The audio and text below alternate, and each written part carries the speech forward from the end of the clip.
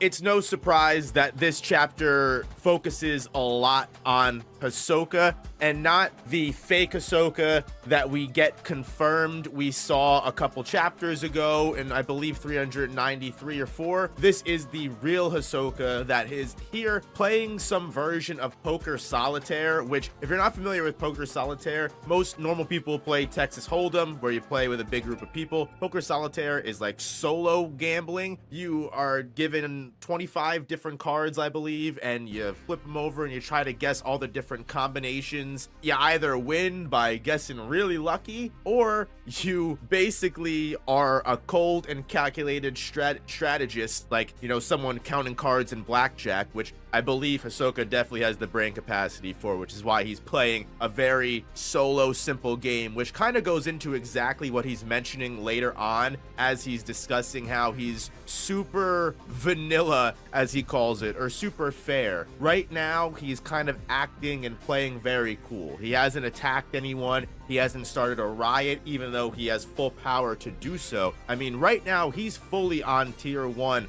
with no supervision whatsoever. And a Hisoka with no supervision is scary enough on its own. Even Illumi can't control this guy sometimes. Seeing him play a solo poker game is interesting and goes into the dynamic that he brings up, that the group battle, quote unquote, most likely talking about the succession war and the different princes fighting amongst tier 1. Because remember, he's right in the middle of the war zone.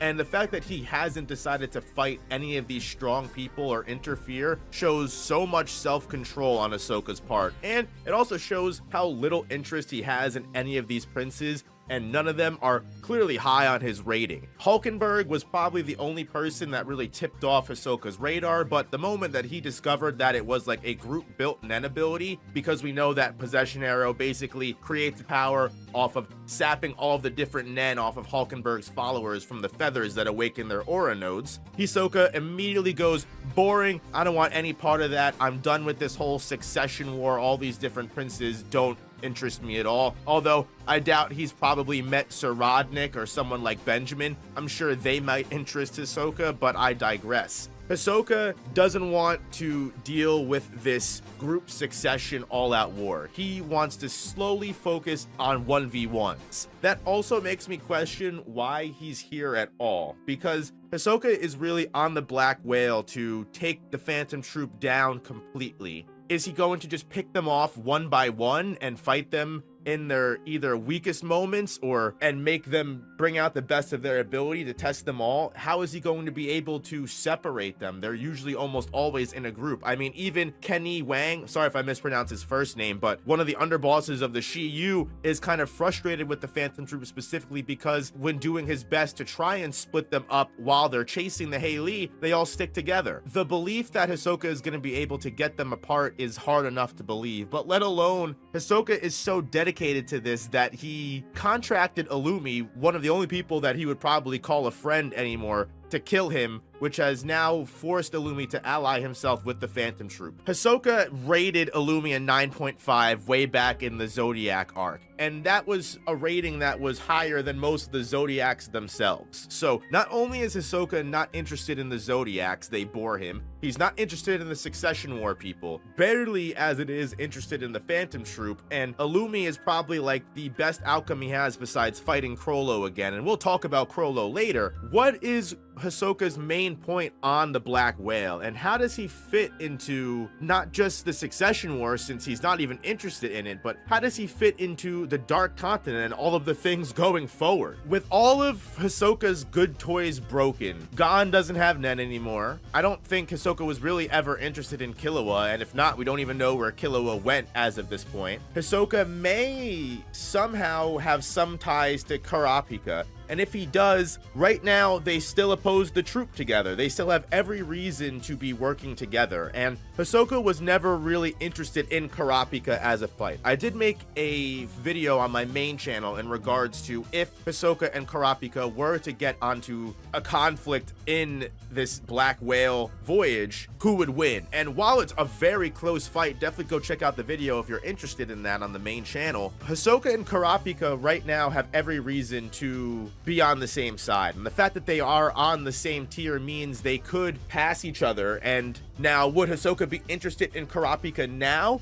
Basically, the shadow leader of their bodyguard, and the basically a whole new man from the last time we saw Kurapika before Chimera Ant and before Greed Island. Chrollo potentially being Hisoka's biggest threat. If Hisoka wins, is this Hisoka's last hurrah? Is this like a final go down? There's no one left that can give me a great time, so I'm going to go to the Dark Continent and find something that can kill me, or I'm hoping that I can have the fight of my life and actually die in this moment. Although, obviously, with Hisoka's post-mortem nen that he did before, I'm really curious how Hisoka will fit into arcs in the future of Hunter x Hunter going forward. But one thing that Bonanalov, which I'm going to call Bono because I'm not going to keep trying to pronounce that name going forward, kind of questions is he wonders if Hisoka was able to get to tier 1 through a prince. And the reason he thinks that is because we remember a couple chapters back, it was the Mafia's main goal to separate Hisoka from the Phantom Troupe. They were two key elements that were going to disrupt the balance of the Kaken Empire underground, and they didn't want these two elements to match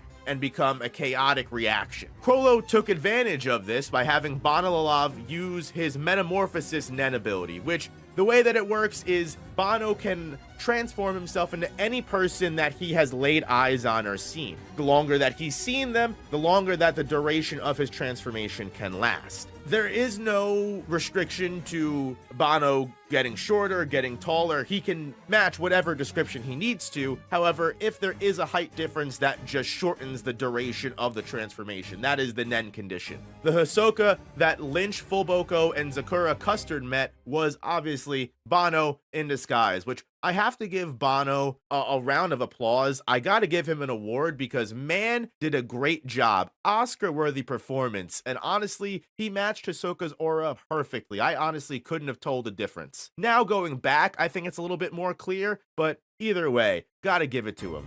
Now, Lynch was the girl, a member of the Shiyu family who had the Nen ability Body and Soul, where she was able to punch someone when she asked them a question and they were unable to lie to her. They had to tell her the truth. Although Bono finds out a neat little trick with Body and Soul, even though you can't lie to her, or Lynch, I should say, is the only person that hears the admittance of the truth. Even though Bono-soka immediately takes out Lynch, Zakura was right there and within hearing range. He didn't know that that wasn't Hisoka, which made the perfect opportunity for Hisoka to not only, one, knock out Zakura right after that, transform into Zakura, wait for Lynch to wake up, and when Lynch was like, oh my god, that's not Hisoka, we have to rat him out, he's definitely a Troupe member or a Hey Lee family member, let's go. He goes, oh, well, that's a shame. Bono Zakura kills Lynch, then transforms into Lynch, and has Zakura, when he wakes up, take Bono Lynch to the theater, where he then transforms back into Hisoka in time for Heinrich give him the pass to tier 1. Because again, the Shiyu family and Kara family do not want Hisoka and the Phantom Troupe to meet and fight on board, because that will just disrupt the entire power balance of everything. They would much rather, again, as we know, have the Phantom Troupe take down the Hey Lee, as they're currently coordinating with right now, and have them take out each other, and then Hisoka can either fuck off after that or take out, you know, the remainder of whatever's left. Now, Zakura was the one who had the Nen ability Bloody Mary, which was allowing him to manipulate his blood and turn it into, you know, small, tiny, different organisms that were able to survey long-range distances, or he could fight people close range with, like, blood swords and everything like that. While he was a high-ranking member of the Shiyu family, it does show why Hisoka, or even Bono, and because he was the one that took them out so easily, it makes sense why Hisoka wouldn't be interested in any of the family members, despite the fact that Heinrich, in the conversation with fake Hisoka, Bono-soka, as they're meeting in the theater, I know this gets a little confusing, I'm sorry if it does. Heinrich talking to Bono-soka, thinking it's Hisoka, says that the Shiyu family would kill Hisoka and beat him in a fight. And Bono-soka says, oh, okay, well, do you think that the Phantom Troupe would beat me in a fight as well? And Heinrich goes, yeah, I'm on their side. I think they would beat you. This quote-unquote Hisoka, even though it's Bono, is like, oh, I'm impressed with your honesty. Obviously, we know now that was Bono. So he goes, oh, great, you're a loyal person. You are on our side. Not only was Bono able to get a direct access and ticket to Tier 1, Chrollo knew that the real Hisoka would probably be on Tier 1 as well. So now that Bono has confirmed that, the rest of the troop just needs to get to Tier 1, whether after they deal with the Haley or not, and then they can all take down Hisoka together. And whether that interferes with the succession contest or not, it's right on Tier 1, so it will involve one prince or another for sure.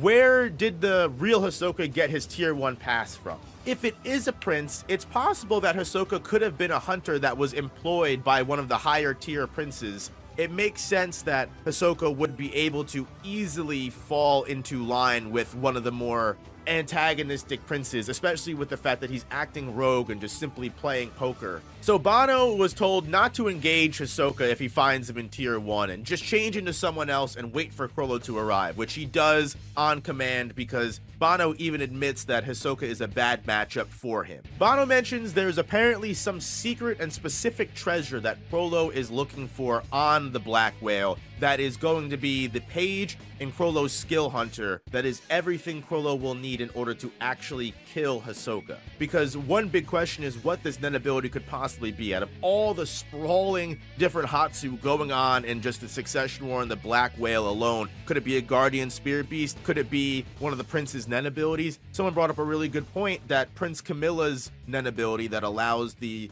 way to die and then steal someone else's life to resuscitate yourself would be a great thing for Chrollo to steal. Now, obviously, we don't know if that's the case. Whatever Nen ability that Chrollo deems worthy enough to actually put Hisoka in the dirt and actually make sure Hisoka stays dead has to be something deadly. It could even possibly relate to Nasubi, the Emperor of Kaken itself, with how high Chrollo usually sets his sights. We know Chrollo was really only able to get such an advantage over Hisoka in the Heavens Arena due to the fact that he had Kortapi's Gallery Fake ability, which allowed him to create duplicate inanimate objects and a very big numbers overwhelming advantage over Hisoka, as well as Shalnark's Black Foam manipulation, which kept Hisoka at bay because one prick of the Black Phone antenna and you're cooked, because manipulation, as Balsamico, rest in peace, always brought up, first come, first served. Now, with both of them dead, Chrollo doesn't really have that handicap anymore. I'm sure you could argue that he's still got great skills, and he's also a very intelligent man. Chrollo did not become one of the strongest hunters that was able to take on 2 Zoldyck assassins at once for nothing. Whatever ability this is, it explains why Chrollo would go so far to steal this ability, not for one, knowing that everything previously that he did didn't work and Hisoka was still able to survive, and it almost ended up with Machi dead as well as Shalnark and Kortapi, who actually died. With the way that Bono specifically worries about this and mentions that all of the Phantom Troop members want to kill Hisoka first because whatever this treasure is on the Black Whale, they're so worried about it. Is it possible it could be a death ability? If it is Camilla's ability, maybe working for Chrollo with Skill Hunter, it won't revive him. Or maybe it is something entirely different that will result in Chrollo's death, but also take Hisoka out with him. Would Chrollo really sacrifice himself for this? I mean, as someone who cares about his troop members enough to turn Meteor City as a whole into a town for criminals and death dealers just to get revenge on one childhood murderer? Who knows how far Chrollo would go for Shalnark, who was an original member, Kortapi, and if you really think about it, you could also tie Yuvo's death to Hisoka, because Hisoka created these specific conditions for Yuvo to die by Kurapika's hand. And also, not for nothing, put Yuvo's death on Kurapika and Hisoka's hands. You can also put Paku's death on Hisoka's hands, and Paku was one of the closest people to Chrollo, especially from the very beginning. I mean, just back in the Phantom Troop flashback that we got a couple chapters ago, after the wholesome years all of them spend just like fan dubbing old cartoons and bonding with just insane stories of glamour and heroics, they all just become crazy, jaded serial killers legitimately overnight after the death of their friend Sarasa. They unfortunately had to watch the filmed murder of her in a snuff film, and it was enough to change Chrollo, and by proxy, over the years of this, changing Meteor City into a denizen for where these people could roam and eventually draw in and lure back these murderers so they could take their revenge after they play Sarasa's murder. It just changed them all into criminals, these people that use violence to get what they want. And it makes sense that if they were willing to endure this long-term and large-scale change of not just their environment, but their history and their futures, just for the death of one girl, what would they do for the death of 4 members? We get this page specifically, this lone page of Chrollo walking amongst a crowd of people talking about this commemoration of this person that died long ago. I think it's safe to say we can confirm that this person that they're commemorating is almost guaranteed the person that killed Sarasa, which, if this person died in this way that supposedly their murder is being covered up, it confirms that the Phantom Troupe was able to accomplish their deed of getting revenge on this person that killed Sarasa. Not only that, if this is the reason why they walk this path, this consume themselves with darkness, it proves that even after fulfilling their goal, they still continued down this path and never looked back. It's also possible that sure, Sarasa wasn't killed by just this one dude. You know, there's still accomplices and other conspirators that the Phantom Troupe is looking for, and they're never gonna settle until it's over. Honestly, lays a really good point that Chrollo and the Phantom Troupe changed that day. Changed in a way that was irreversible. While you could say that as well, that these group of criminals and bandits are all bad, evil murderers, you could argue that they did some good. I mean, it is disgusting to think that this person was a head of an organization that was quote unquote helping underprivileged youth and children, where it was all just a front to create snuff films for kids that they kidnapped, where for undesirables that would never get found later. I'm not saying that they haven't taken out good people or they haven't taken out bad people, but again, they're also responsible for the Kurta clan massacre and taking out all those people in York New. It's always good to have one less scumbag on the face of the earth, but what's the, justified reason that they had to assassinate the entire clan of Kurta people? Who knows? Were they contracted by someone else? Was it all to get closer to Sarasa's murderer? What did they do this for? We still don't know. Dare I say, I'm very interested to find out, because the only person I'm willing to accept and accept redemption for killing their clan is Itachi Uchiha. No one else. We also get confirmation that Pakunoda number 9 has specifically not been replaced by Chrollo this entire time. Bono guesses why number 9 hasn't been replaced. And other numbers have been replaced before. We see Illumi, we see Kaluto, the Zoldyck members come in. Speaking of, is this Hisoka's last hurrah? Is this Chrollo's last hurrah? If this Nen ability really is something that can kill Hisoka and the rest of the Phantom Troupe is worried that it might be the death of Chrollo or it might cost the sacrifice of him, is Chrollo looking to disband the Phantom Troupe after this? I mean, think about it. This is one of the first times they've all met up since York New.